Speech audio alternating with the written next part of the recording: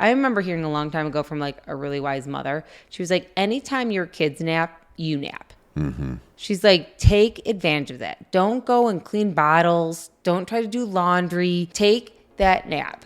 Because when things get busy again, you'll need that energy. Yeah. You're going to need to take care of you before you can take care of anybody else. Yeah.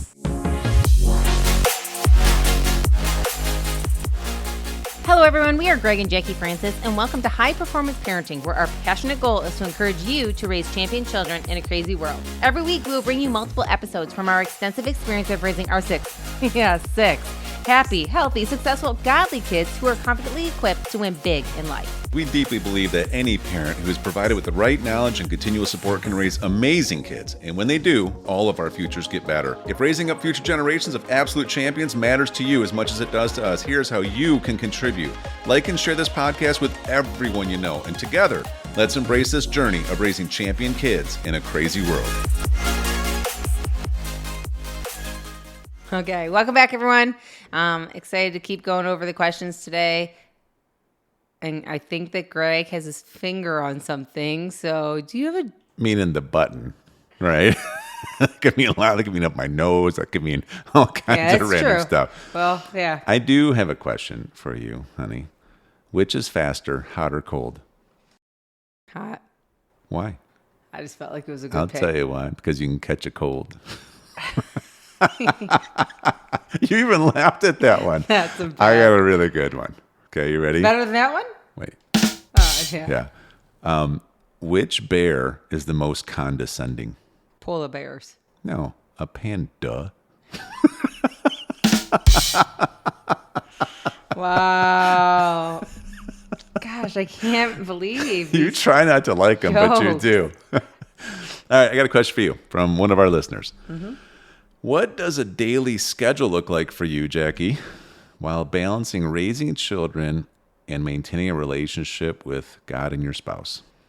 I mean, I think that through the years, the best thing I found for my schedule, and I don't know that it was always easy for me, but is I find that the best thing I can do is get up before everybody in the house gets up. And before we had kids... Why is that? Well, before we had kids, I wouldn't even have said that I was a morning person. You know, I want to say that first. Sometimes people are like, well, I'm just not really a morning person. Yeah. But for me, what I found is that getting up in the morning, first of all, spending time in the Word gives me the peace and the energy I need to fulfill my day. You know, it allows me to do whatever I need to do at that point. Yep. If I don't take that time, I'm already kind of stressed out. I have anxiety. I'm already, behind the 8 ball is how I feel. So I get up before everybody else and I kind of sneak into my quiet place and I take some time for me and God to spend time together. And a big part of that is just even part of your personality, right? Because, you are the type that you appreciate quiet. Mm-hmm. Things get noisy in your head and it builds over the day. And, with all the kids and all the moving parts, it's going to be noisy. So even getting yourself some of that time that is uninterrupted, it's like really replenishing to you. Right. There's a difference between I think relaxing and replenishing. There's things you can do to relax, but does it really replenish you? Like for instance, if you were to watch a movie, it wouldn't replenish you at all. No. Right? Probably wouldn't even relax you actually. You don't even like movies at all. But I know for me, I like movies and I might watch a movie and it might kind of relax me in the moment, but it doesn't replenish me. I don't end up after watching the movies actually feeling more ready to go for the day or whatever. So it's the same kind of thing with you. You need to have some replenishment in the morning. Right. So for me, I take time in the morning to do that. And that's when all the kids have always been asleep. I would just do it even when they were little. I started a routine with the kids early on that I knew their schedule. I knew what to expect of them. So therefore, I could plan my morning time accordingly. And in our house, it wasn't just the kids got to wake up at whatever hour and come out of their room and do whatever they wanted starting at 6 a.m. or anything like that. Mm-hmm. There was always a schedule that I had set as they slept through the night. Then eventually there were naps and then all that kind of stuff. So I knew exactly when they were going to come out in the morning. And therefore, I would plan myself ahead of time to be able to have that time to replenish myself. And that was my time. And that was me taking care of the schedule because I was in charge of the schedule for the kids and for myself and in my, workout time, my business time, my time with the Lord. And that was that was what I took care of in the household. Normally when Greg would wake up, he'd take care of his routine, and it didn't have with getting all the kids going and getting them set and all that kind of stuff. So I had to figure that out. And so with that, I made it a priority for myself. And then what I did was make sure that there was a schedule throughout the day, because again, we had 5 kids 4 and under at one point. There was a schedule during the day. We did have help, and that was something that was very useful and helpful in our house. We had a full-time nanny for about the first, I would say, like 5 or 6 years when the kids, so until like Ellie was probably around 5, we had help with all of our kids. And I highly recommend it if it works within, your budget and whatnot, to get help. For us personally, it was definitely a priority, as we started having children and we were doing all of our finances and everything like that. It was in our budget to make sure we always had help. And that helped a ton. But it still didn't take away from the fact that I needed to get up early enough to do what I needed to do so that the kids and I were on a schedule so that when somebody came over, they could actually help me versus just running around.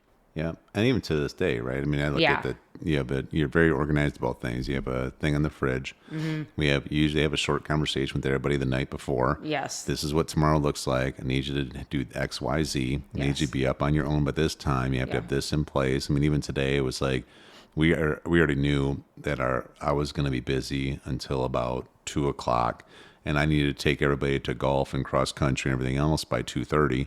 And so you had the kids all scheduled to make sure that, like, Dad's walking out the door at 2:30. So, I mean, it's at this point, they're 14. So it's like, if you're not in the car ready to go, you're just missing practice, and you're explaining to your coach. Like, correct.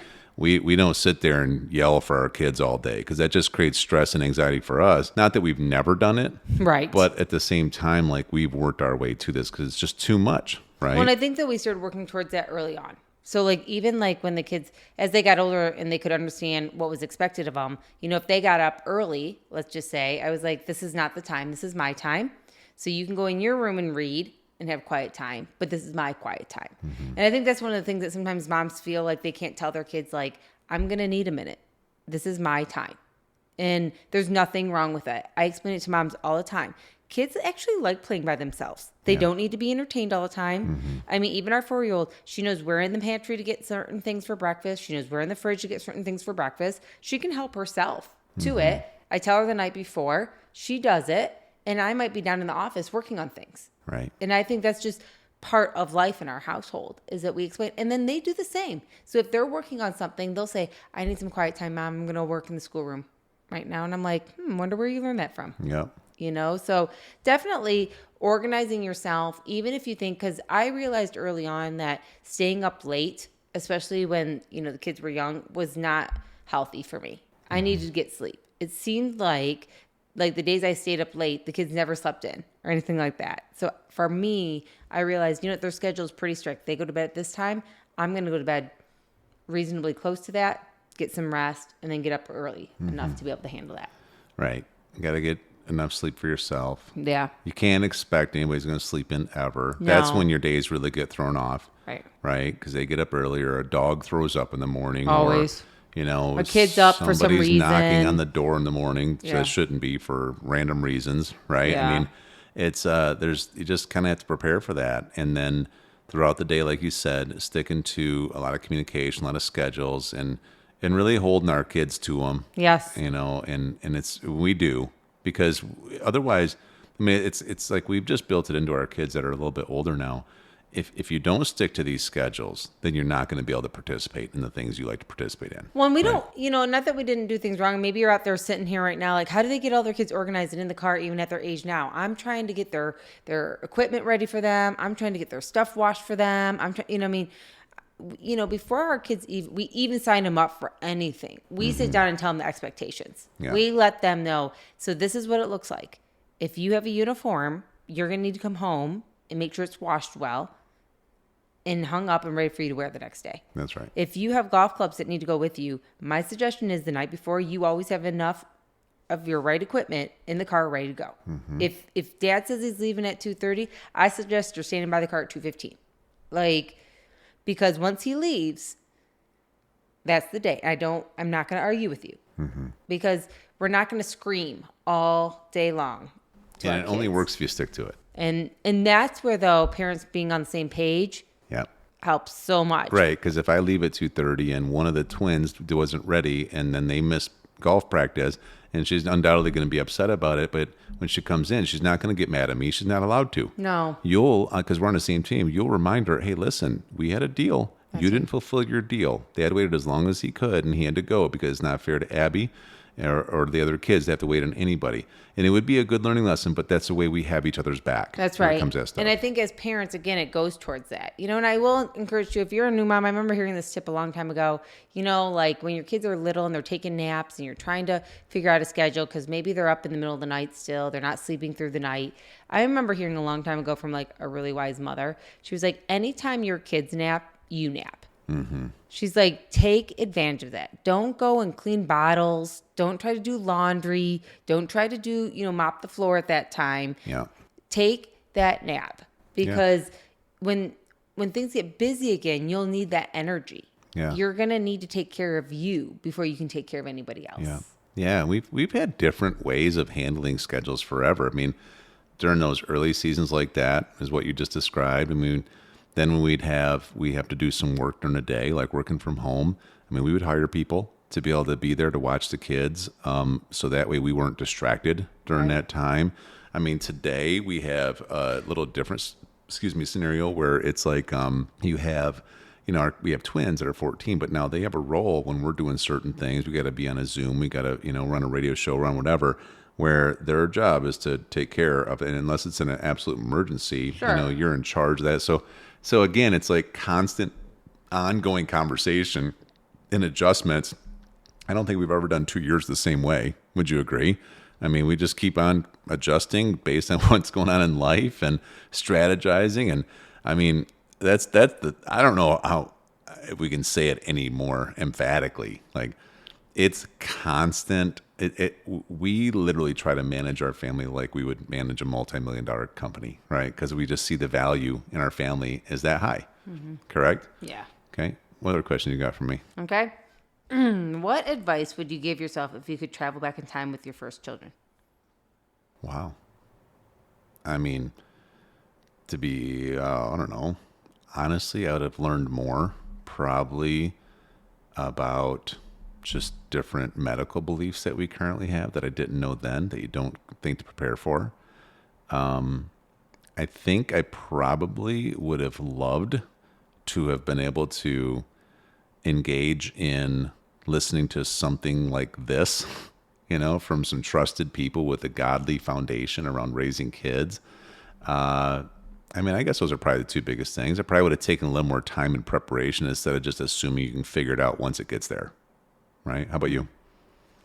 I don't know. I think, I gave myself so much grace during that season because I think I did the best I could with what I knew.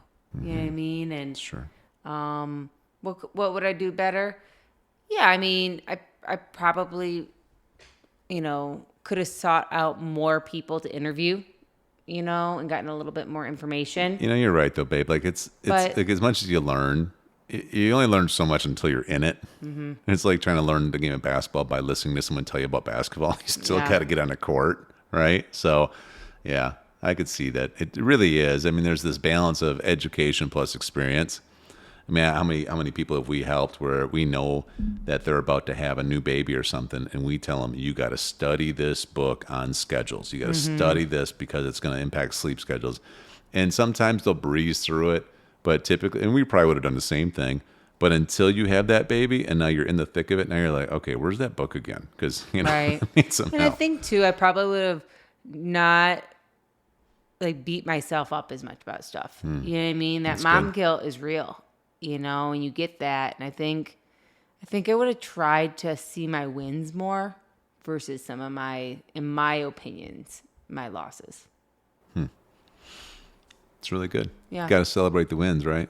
Yeah, and I don't think I did enough of that at the beginning for myself. Yeah, whatever you put out, you get back. And so if you celebrate wins, you'll get more wins. If you always focus on all the things you aren't doing right, then you almost get more of that too, right? And so, yeah. I can tell you need to celebrate some wins right now. You're getting a little, slouched over there, feeling bad about some things, aren't you? What's going on? You need a hug? No, I'm good. Thanks for asking. You smacking a tushy? No. Huh? Definitely you need me to not. tickle you? No. You need turkey tickle time? I think the problem is you're forgetting I'm not physical touch. Yes, you Go are. back to love I languages. know what you like. Yeah, see, that's the problem. All that stuff, that's what you would like. You would like every single one So of you them. want to? No, thanks. Yeah. I'm good. I just told you I'm good. We're going to wrestle. Okay. All right. You're getting out of hand. We're going to cut this one off. Yeah, okay. You do that. Hey everyone, thanks for listening and thanks for your love and support. We hope that today's episode added tremendous value to you and your family. It would mean so much to us if you would partner with us on our mission of helping parents around the globe raise champion children in this crazy world. To do so, simply take a moment to like and share this podcast with everyone in your network.